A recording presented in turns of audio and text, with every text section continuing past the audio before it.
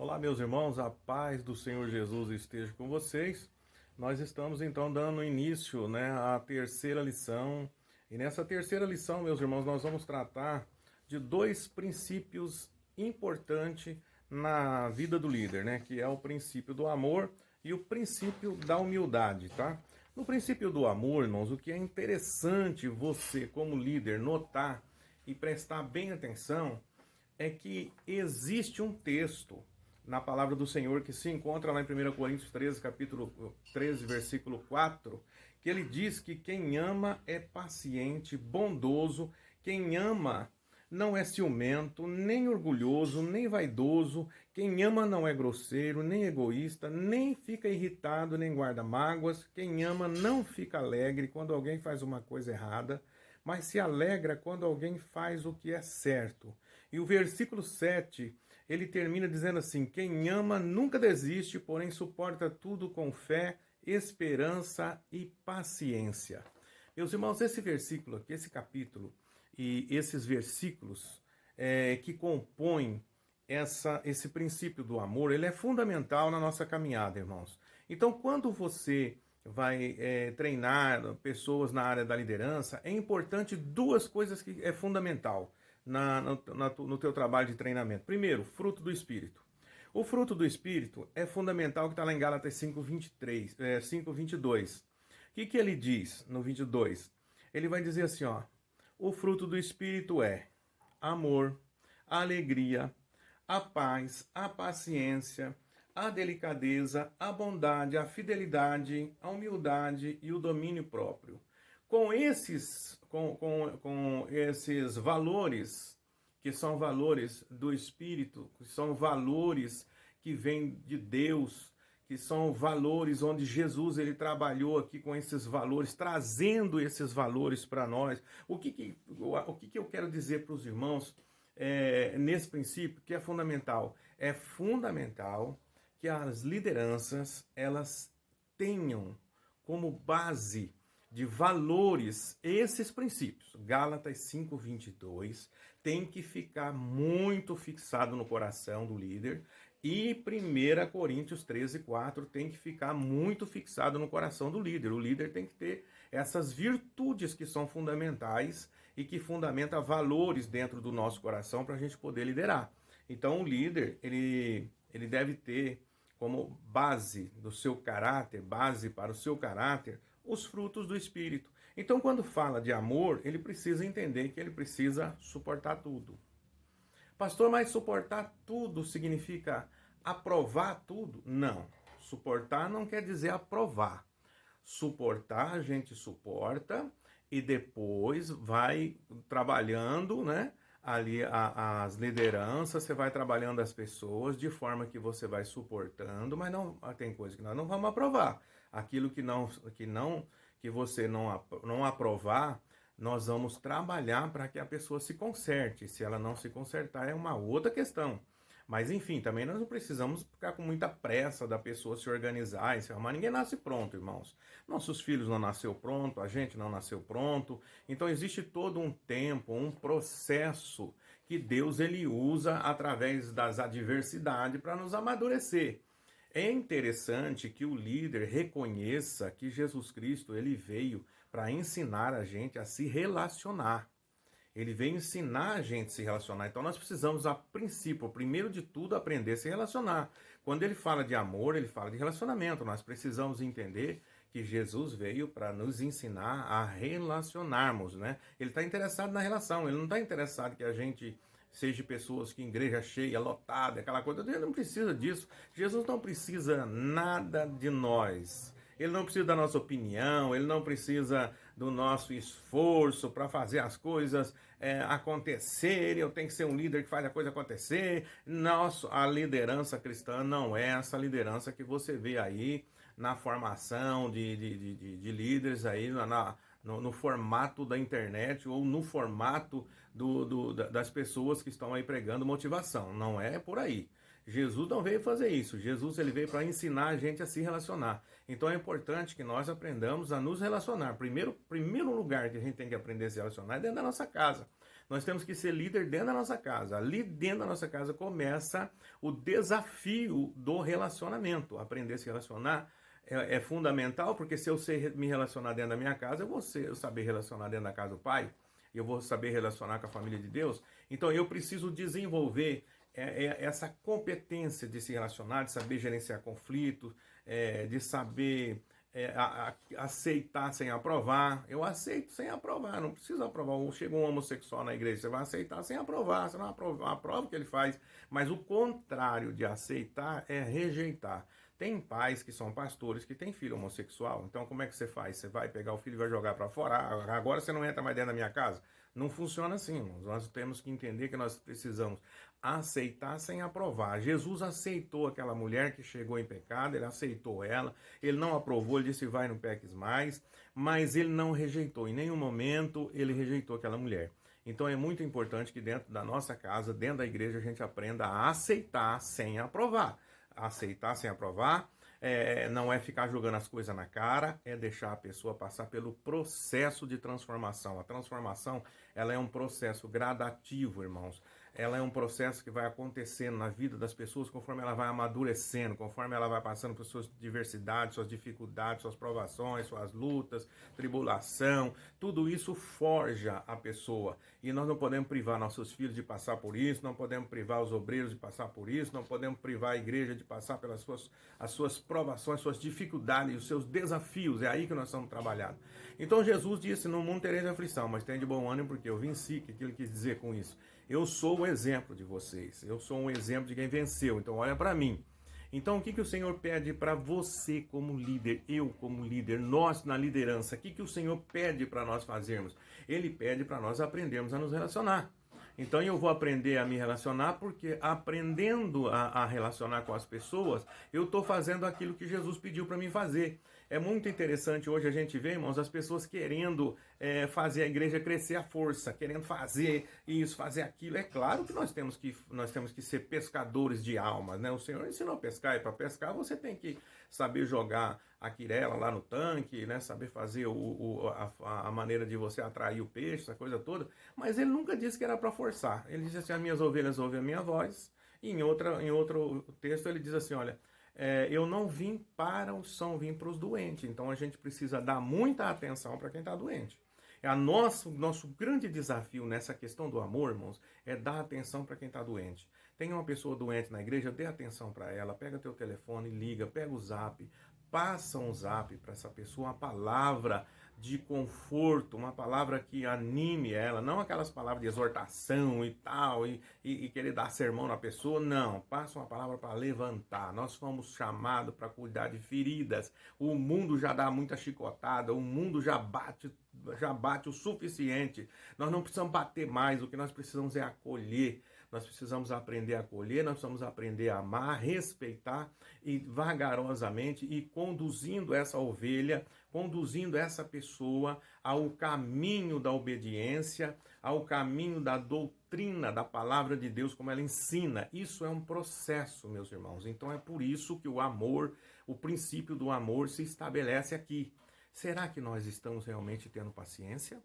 Você está tendo paciência com a sua esposa, tendo paciência com os seus filhos? Como é que está o relacionamento familiar? Meus irmãos, quantos líderes hoje deixa a família para cuidar da igreja? Nós não podemos deixar nenhum nem outro. Nós precisamos balancear. Porque no fruto do Espírito existe um fruto aqui que chama domínio próprio. Temperança, domínio próprio. Eu preciso dar equilíbrio na minha família, eu preciso dar atenção para os meus filhos, eu preciso dar atenção para a esposa, tem que tirar um tempo para os filhos. Você já percebeu que filho só chega na gente para conversar com a gente quando a gente não pode?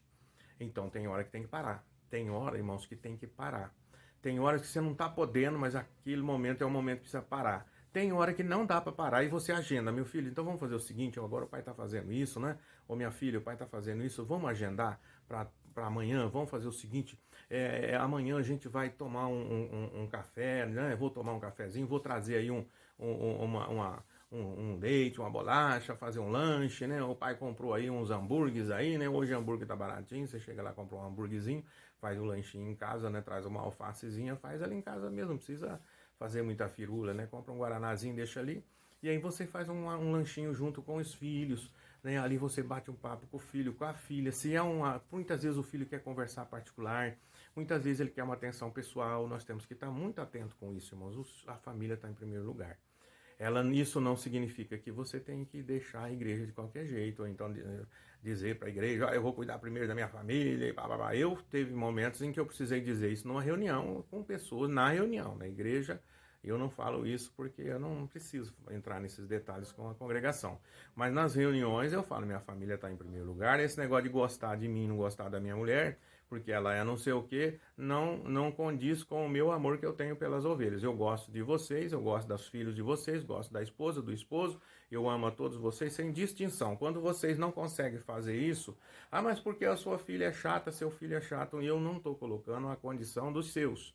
Então ame os meus do jeito que eles é, eu vou amar os vossos seus do jeito que eles são, e assim nós vamos conseguir fazer uma ponte, né? Aquilo que o seu filho está fazendo que não, que o meu filho está fazendo que não te agrada, fala comigo no particular, nós vamos conversar, vamos colocar um para ajudar o outro, né? Aí você chega no teu filho, fala para ele, ajuda o filho do pastor.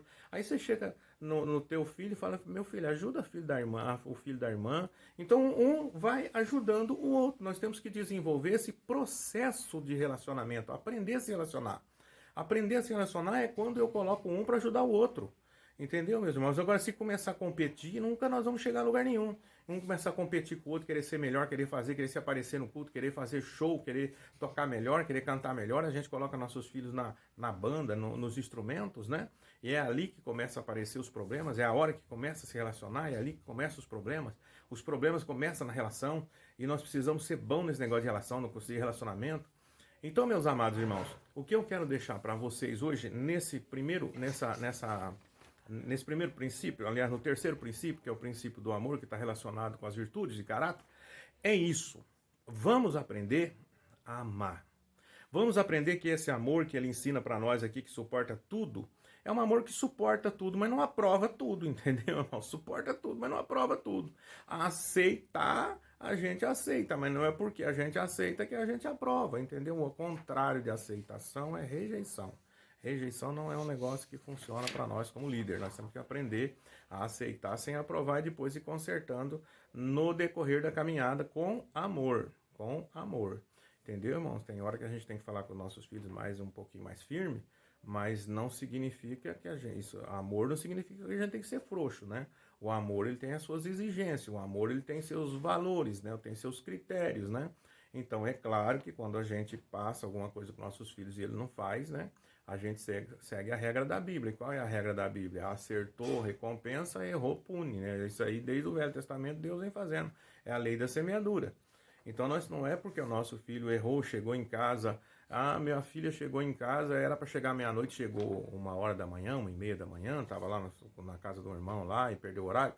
Tudo bem, irmão, negocia com ela, fala, minha filha, olha, você chegou, você pode entrar para dentro de casa, tal, mas veja bem, ó, hoje você vai fazer isso, mas se você fizer de novo, nós estamos colocando para você chegar meia-noite. Se você não chegar no horário, não der satisfação, tem telefone, dá uma ligadinha.